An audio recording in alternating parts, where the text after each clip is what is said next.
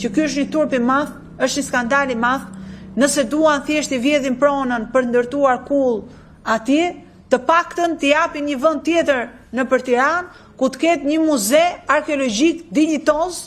të vizitueshëm, i cili të ketë një godin po aq dinjitoze me dritën e diellit, ku historia e Shqipërisë, identiteti i shqiptarëve të jetë atje për të vëzhguar nga shqiptarët, nga turistët, nga kushdo dhe për të treguar historia në dritën e diellit, edhe jo në katet e parkingjeve nëntoksore, si për të fshehur ne apo për të turpruar nga ajo që jemi dhe nga ajo që kemi qenë.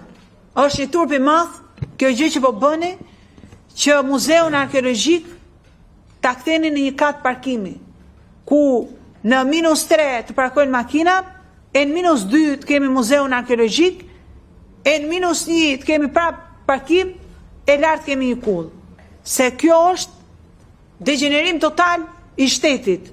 Është turp i madh dhe është e papranueshme dhe është e palejueshme që në një vend i cili ka detyrim thelbësor edhe nga kushtetuta që të mbrojë identitetin kombëtar, që të lartësojë emrin e shqiptarëve, që të mbrojë historinë, kujtesën, trashëgiminë, të thotë që muzeun arkeologjik do ta bëj kat parkimi.